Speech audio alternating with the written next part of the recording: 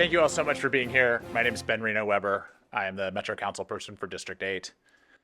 I just want to start off by thanking all of the agencies and individuals who have been involved in both the response to this incident, but also to responding to the concerns of the neighbors across our community, and particularly in our entertainment districts, about being sure that we have the right resources and plans in place to make our neighborhoods safe and welcoming spaces while continuing to support the businesses and industries that make Louisville so vibrant.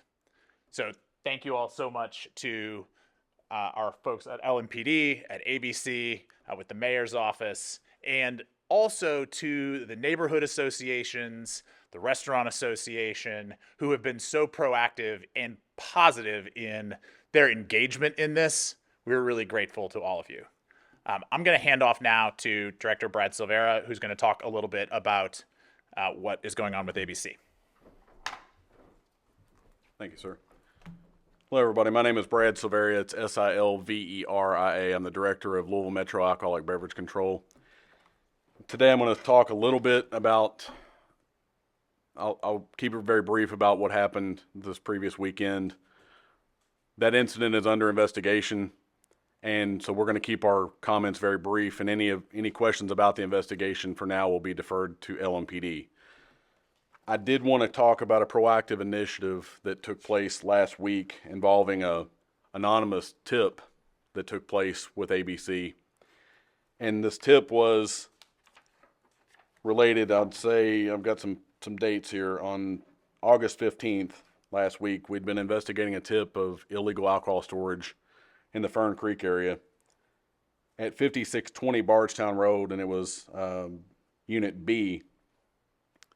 ABC had been working this tip about illegal storage for quite some time, and this was all again based on this one anonymous tip. And then while we got inside to the establishment and we talked to the owner, the alcoholic beverages we found were substantial.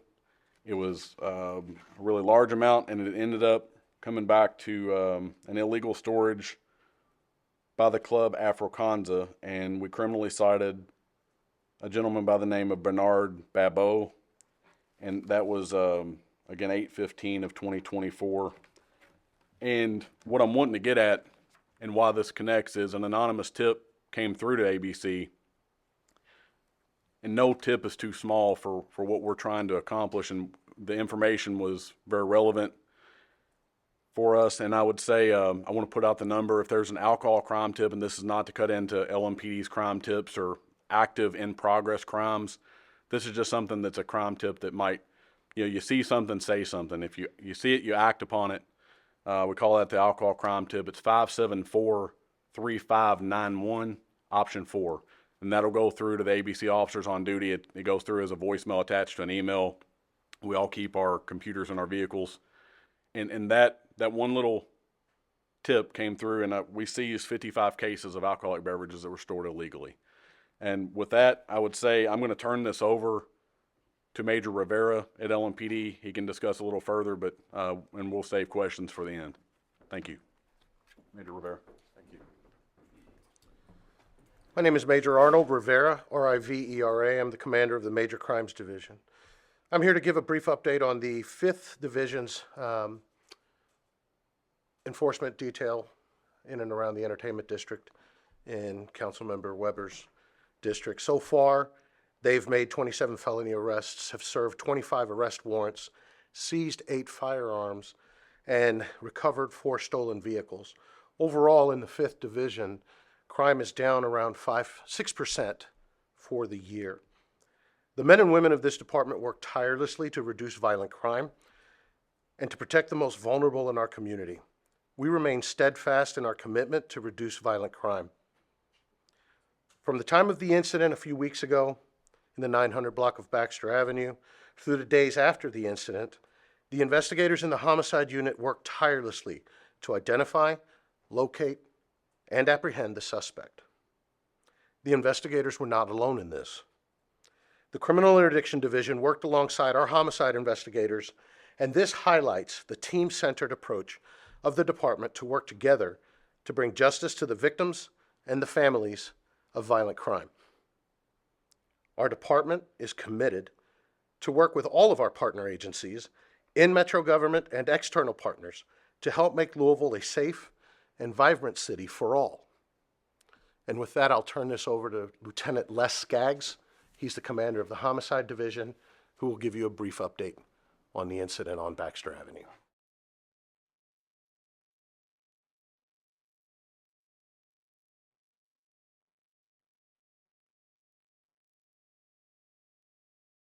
Good afternoon. I'm Lieutenant Les Skaggs. I'm the commander of LMPD's Homicide Unit. I'm here to summarize where we are in relation to the double homicide that occurred in the 5th Division on August the 11th. Officers responded to that area after off-duty officers working off-duty reported of shots fired in the 900 block of Baxter Avenue.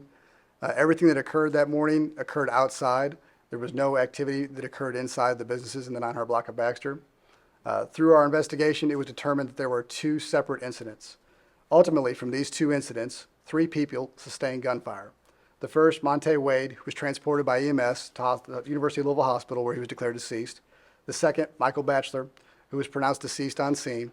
And the third, Richie Williams, who self-transported to Norton's Hospital by personal conveyance with non-life-threatening injuries. Through the homicide investigation, it was determined that Richie Williams was found to have discharged a handgun and striking Wade. Williams was then shot by, as of yet, unknown persons after Williams shot Wade. Off-duty officers on scene observed Williams running with a gun in his hand, and Williams was seen dropping a handgun in the 900 block of Baxter Avenue, and then he fled on foot.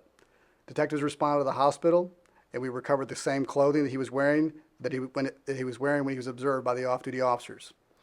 Williams is a convicted felon, and he was taken into custody on an arrest warrant for the murder of Wade on August 15th by our LMPD fugitive unit. Again, this was 2 separate incidents. Approximately 3 minutes after this first incident, as officers were securing the scene, initial gunshots were heard nearby, and another homicide occurred in the 1500 block of Morton. Michael Batchelor was pronounced deceased at that scene. We do not believe Williams had anything to do with the homicide of Batchelor. The Batchelor homicide is still ongoing, and it's an ongoing investigation, and we're not going to comment or give answers at this time about that. This is the most up-to-date information we have, and our investigation is ongoing. Any new developments that come out from this will be released by our Press Information Office. Thank you.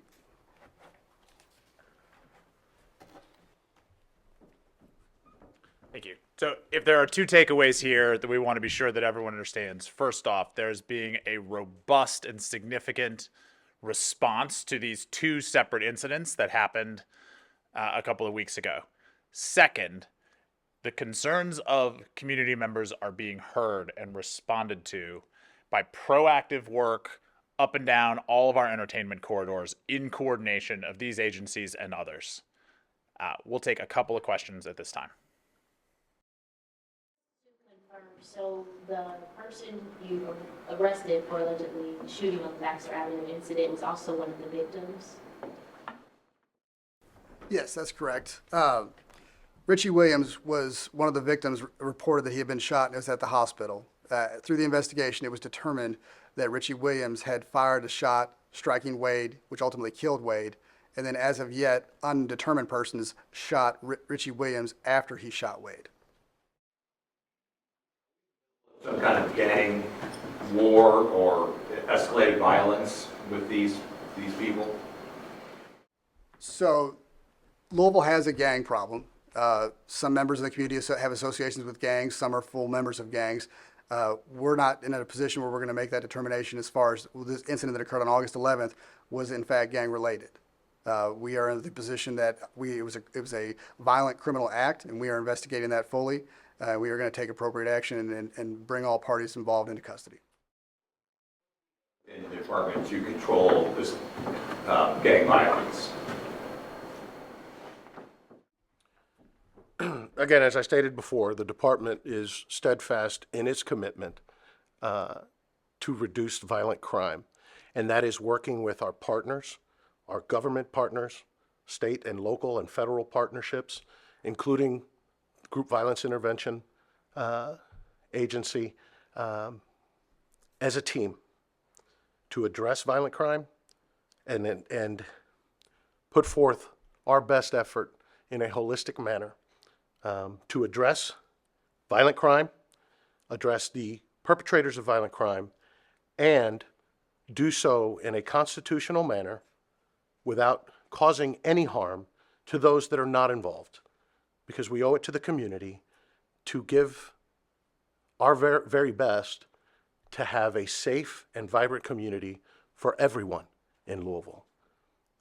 It is a holistic approach, a data-driven approach, using intelligence and multiple partners to leverage technology, human intelligence, and our efforts to focus on those drivers of crime. Major, can I add something to that? Yes. One of the things that I think is really important that we understand as a community is that what makes young people vulnerable to being engaged in violence as a whole and gang violence in particular is when they do not feel hope.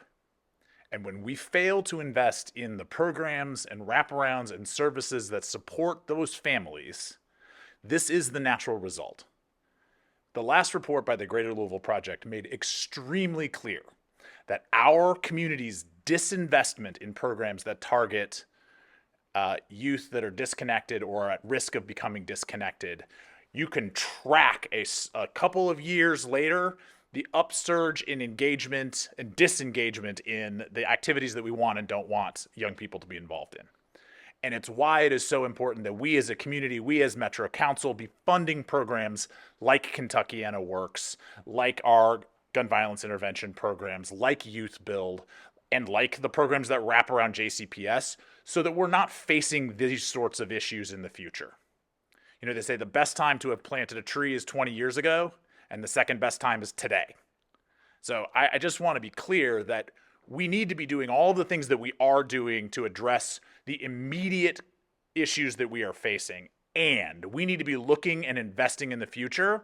And that's something that we're going to be pushing for really hard. I think that's all the time we have right now. Thank you all so much for being here.